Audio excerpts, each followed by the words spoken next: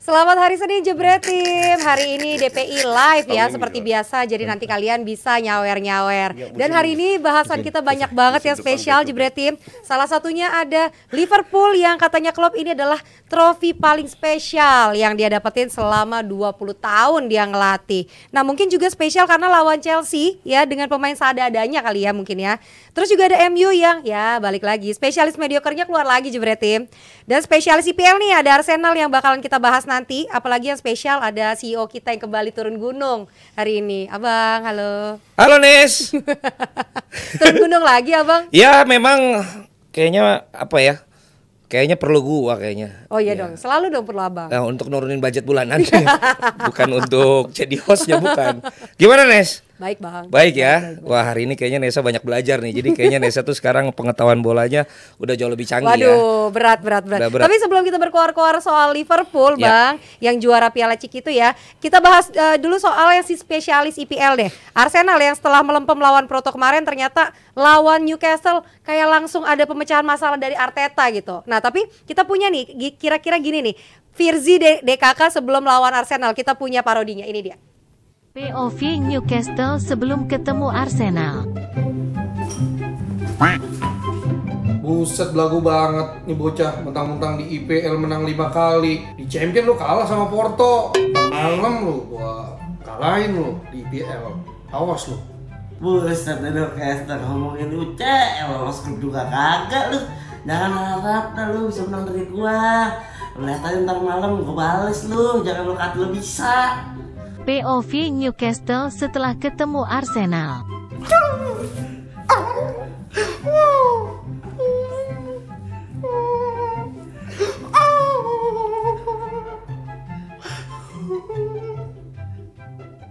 Kenapa tuh si Anjar kalau nggak begitu nggak cuci muka dia tuh ya? Lagian lebih cocok kayaknya dia emang jadi talent begitu ya daripada emang. jadi karyawan, bener. Iya, Dia kayaknya passionate banget kalau jadi kayak gitu. Oke lah, kita mulai masuk ke pembahasan Nesa. Arsenal ya. Kita akan bahas tentang Arsenal. Saat ini ada Coach Justin dan juga ada Aldi.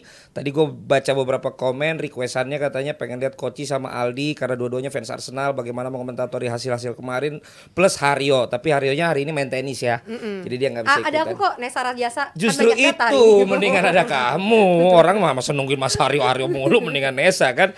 Ngomong-ngomong tentang Arsenal menghadapi Newcastle, tadi disebut lagi menang mulu ya. Menang berapa kali Arsenal ya?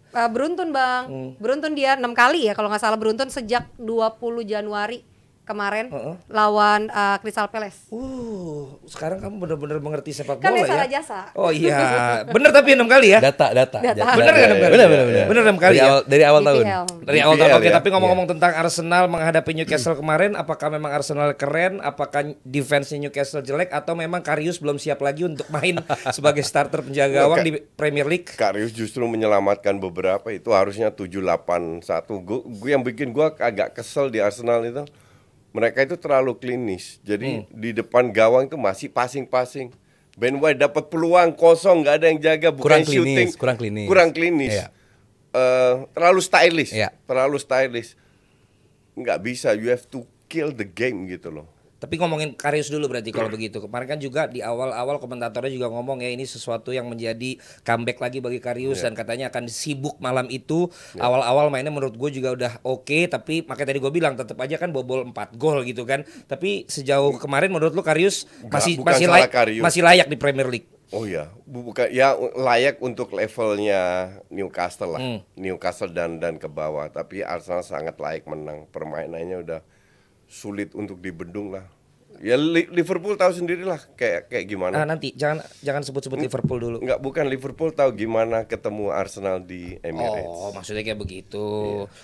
Menurut lo? Iya, Karius ini kan start pertama dia sejak lama sekali gitu nggak main, dan bagi seorang pemain itu nggak mudah. Dia lama absen, terus harus balik lagi dengan kondisi back Newcastle ini emang belum solid lagi gitu. Ya. Belum kembali ke situasi semula gitu. Si Dubravka cedera, Nick Pope cedera, ini kan tentu kondisi yang tidak ideal bagi Eddie Howe. Nah, ini yang orang bilang bisa nggak nih Karius gitu. Dan ya gue sedikit setuju sama Koci bahwa Karius pun saat dimainkan ternyata tidak mengecewakan itu. Gue nggak, kalau dari kacamata Newcastle-nya gue nggak pengen lihat oke lu kebobolan 4 gol jelek, enggak. Gue sih buat gue kalaupun ada Nick Pope dan juga Dubravka masih mending, cuman Karius sendiri oke lah bisa menjadi ban serep sementara gitu sambil menunggu Nick Pope dan juga Dubravka pulih. Soal 4 gol yang tercipta, ya Arsenal memang tidak masuk dalam jebakannya Newcastle, sementara Newcastle lah yang masuk dalam jebakannya Arsenal di mana dipaksa untuk akhirnya bermain bola pendek, sangat amat mudah kehilangan bola. Dan Arsenal memanfaatkan serangan balik dan itu juga lewat set piece. Arsenal ini secara permainan kemarin apalagi khususnya babak pertama ya, Arsenal terlalu mendominasi banget dan Newcastle setelah 2-0 babak pertama masuk babak kedua makin kehilangan lagi dan ya masuk ke Joe Willock sedikit mencoreng performa Arsenal, akhirnya gagal clean sheet. Cuman buat gue it's a good performance dari Arsenal. Kalau lihat dari man of the match-nya kan Jorginho ya. Yeah. Dan kemarin juga gue lihat wawancaranya Odegaard dengan Jorginho sama Declan Rice. Odegaard bisa jadi lebih ke depan nemenin Kai Havertz, dan kita lihat Kai Havertz juga bilang dia memang lebih nyetel kalau sama Jorginho karena udah pernah bermain lama. Bukayo Saka di wawancara juga bilang memang dia sama Martinelli juga udah oke banget gitu. Kalau lo lihat sendiri apakah memang lini tengah dan ke depannya kemarin pilihan Arteta di starting 11 yang memang membuat mereka bisa meraih kemenangan dengan angka yang lagi-lagi seneng ya kalau penonton netral juga kalau golnya banyak gitu. Gue nggak setuju dengan statement itu karena Jorginho nggak selalu main bagus. Satu, untuk gue ini bukan Jorginho di peak performance-nya. Bahkan gue kritik man of the match, gue setuju. Tapi dia berkali-kali terlalu lambat dan ambil keputusan yang salah dari sisi end passing-nya. He plays solid, was very good match untuk dia. Cuman Jorginho yang 5-6 tahun yang lalu itu akan jauh lebih cepat mainnya. Jadi udah agak menurun. But that's okay. Arsenal ini nggak tergantung Arsenal ini ya. Makanya gue selalu bilang pemain Arsenal ini ya biasa aja. Nggak ada yang top dunia. Level bagus itu ya Odegaard, Saka, bahkan Martinelli pun nggak konsisten kalau kita lihat 10 match terakhir. Saliba musim ini nggak sebagus musim lalu. Gabriel lebih bagus dari musim lalu karena musim lalu terlalu banyak blunder. Raya pelan-pelan mendapat karena is a teamwork lah. Teamwork ini berjalan. Nah, pertanyaan kan apakah Arsenal butuh striker? Ya tetap butuh. Yang jadi masalah kan pada saat sebelum winter break 5 kali nggak menang. Karena mereka bukan nggak create peluang, tapi nggak bisa finishing kan. Nah, obatnya adalah set piece. Nah, akhirnya set piece mereka sering cetak gol. Jadi kekurangan striker ditutupin oleh set piece. Ya gue sih happy karena untuk gue sepak bola adalah menang dan entertain, bukan menang main jelek. Dan Arsenal melakukan itu. Ya tapi pertanyaan gue tadi apakah dengan 5 pemain tadi itu memang benar-benar akan membuat Arsenal bisa konsisten juga terus seperti itu. Kalau soal konsisten time will tell bang. Cuman dengan adanya si Jorginho dengan Declan Rice, satu tadi yang lo dibilang di awal bahwa Odegaard lebih sering di final third. Dan kalau kemarin babak kedua 57% final third itu dikuasai sama Arsenal. Biasanya Arsenal menguasai jalan laga, tapi ya udah passing-passing di belakang aja. Nyampe final third. Katanya kemarin, itu juga kelemahan waktu lawan Porto kan? Yes, kemarin 57% di final thirdnya Newcastle. Artinya emang dengan adanya 2 orang ini sedikit menenangkan dan Odegaard lebih lama di depan. Plus nomor 2 adalah Declan Rice dengan adanya Jorginho. Mungkin Arteta ngelihat sayang kalau seorang Declan Rice ini sebagai breaker doang, stopper doang di nomor 6. Karena dia punya visi yang bagus, passing yang bagus, dribbling yang bagus. Kita lihat kemarin, Rice bebas sekali main ke depan. Ya mungkin lini pertahanan lu harus tambahin bahwa Newcastle jelek banget. Bad performance. Yes, cuman kita nggak bisa nyalahin itu juga. Itu jeleknya Newcastle dimanfaatkan. Ada yang lawannya jelek nggak dimanfaatkan. Betul. Nah, Arsenal kemarin memanfaatkan jeleknya. Nomor 2, kalau Martinelli tadi sedikit dibilang nggak konsisten.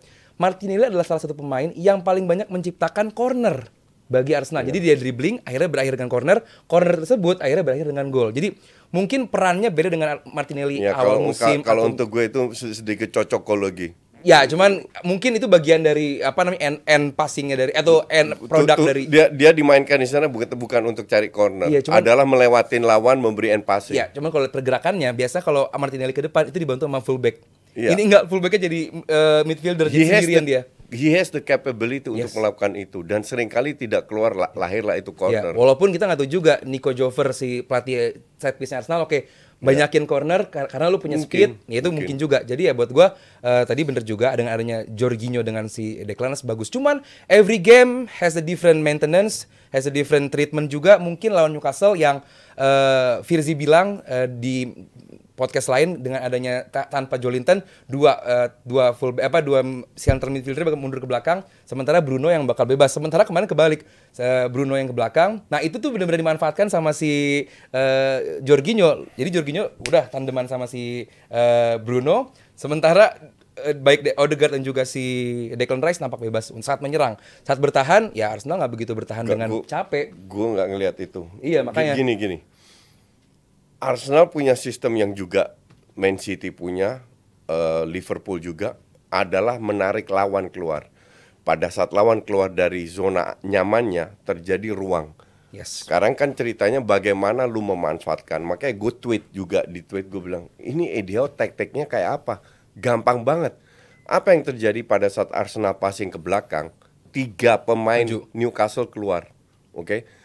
3 lawan 5 pemain Arsenal. Artinya dengan gampangnya Arsenal ngelewatin 3 pemain itu. Pada saat 3 pemain gak ada 2 lini dengan space yang banyak. Dan itu dimanfaatkan berkali-kali. Dan itu dari babak dari menit 0 sampai menit 90 berkali-kali terjadi. Lu sebagai pelatih, lu lihat kok dengan gampangnya Arsenal melakukan itu. Kalau lu mau press kayak Liverpool, kayak Arsenal, press 5 pemain. Oke, baru di belakang lu bisa main zona. Paksa Arsenal main long ball, nggak dilakukan. Jadi kesalahan yang sama terjadi di babak pertama dan babak kedua. Di sini gue salahkan Eddie Howe. Yes. Jangan kasih ruang kepada Arsenal untuk bermain. Caranya gimana? Either lu parkir bis atau lu ngepres full. Tapi jangan cuma setengah-setengah. Emang nggak pernah bisa kalau parkir bis dia kan emang dia. Pernah pakai 5-4-1 pernah. Iya, tapi maksud gue emang dia bukan jiwa yang bisa benar-benar sabar nungguin malah mirip 5 pemain Liverpool belakang. direct dia bermain di depan. 2 tahun yang lalu pada saat Arsenal main di kandang atau lupa gue atau St. James, itu lini tengah di skip. Mereka pasang 4 pemain crossing. Arsenal kelabakan, kalah kan. Arsenal kalah. Kelabakan. Sistem ini nggak dimainkan. Lu kalau pegang bola, coba pegang bola lawan Arsenal, lu akan kalah. Yeah. Okay. Lu akan kalah. City pun kalah lawan Arsenal kalau pegang bola. Dan kalau misalnya lu bilang kan waktu itu kan kendalanya kan striker. Ya. Dan tadi lu bahas juga kan. Ya. Nggak lama setelah lu bilang itu, akhirnya Arsenal menggila. Berapa gol ya di 6 pertandingan itu ya? 19, kebobolannya baru 4. 19 gol kebobolan 4. Nesa Sidata luar biasa hari ini udah 19 gol 4 kebobolan doang. Ya artinya kan ini ternyata ada solusi coach gitu loh di luar dari nanti memang dia harus beli pelatih solusi sementara. Iya, tapi menurut kalian apa yang membuat akhirnya kok bisa gacor banget? Akhirnya kok bisa malah kalaupun ada striker yang memang jago belum tentu juga bisa sebegininya. Buktinya Haaland segala masih pada mandek, golnya sedikit-sedikit nanti kita bahas lagi itu jelek, gitu. Gini, Arsenal menangnya banyak mulu loh. Arsenal sebelum winter break itu 5 kali beruntun.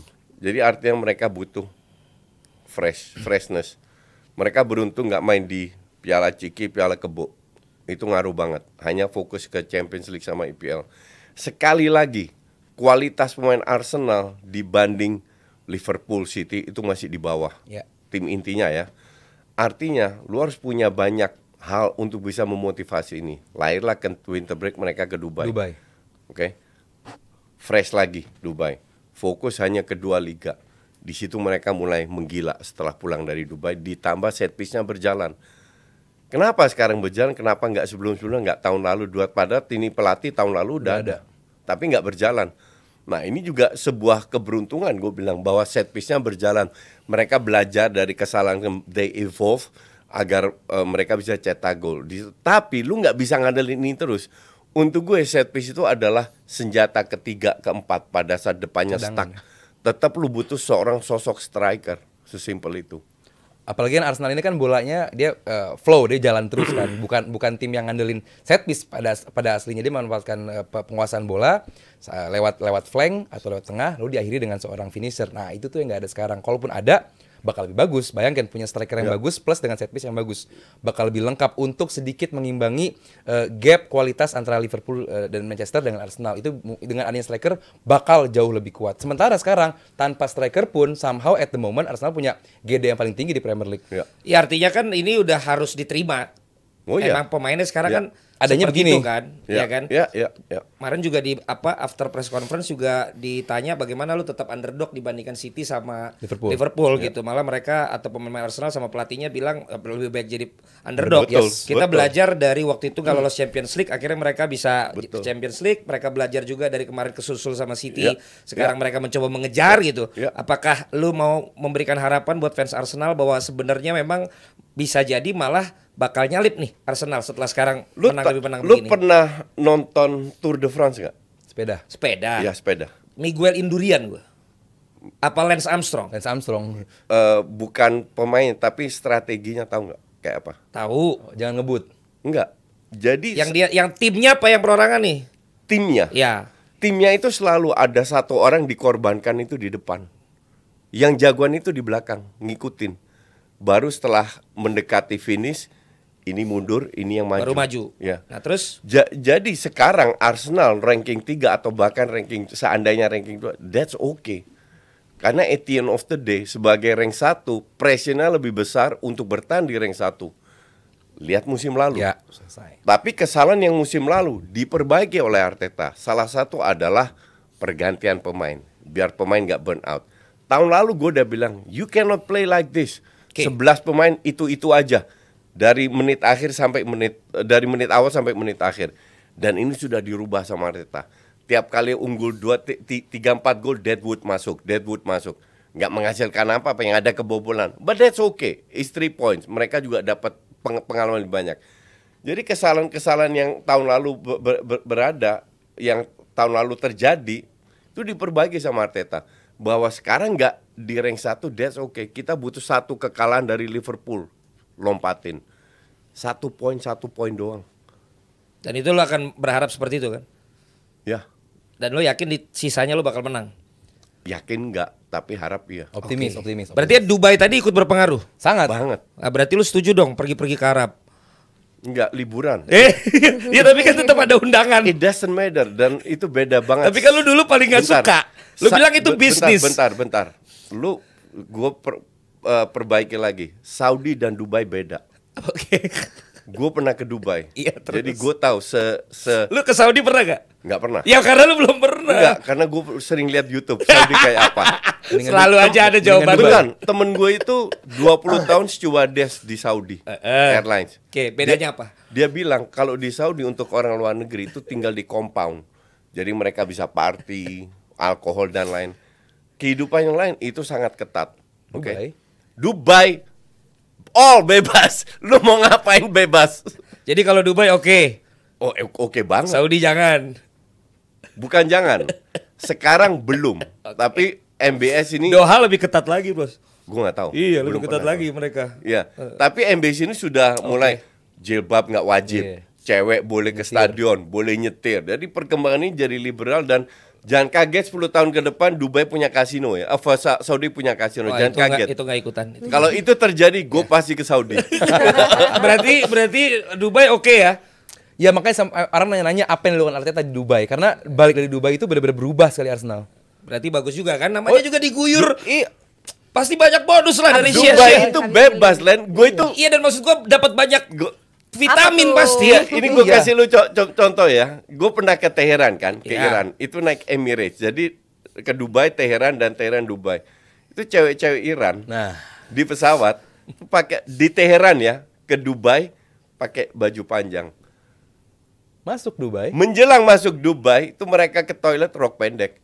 Dan pada saat pulang juga begitu. Nesa pernah. Kamu rok pendek mulu kan? Oke.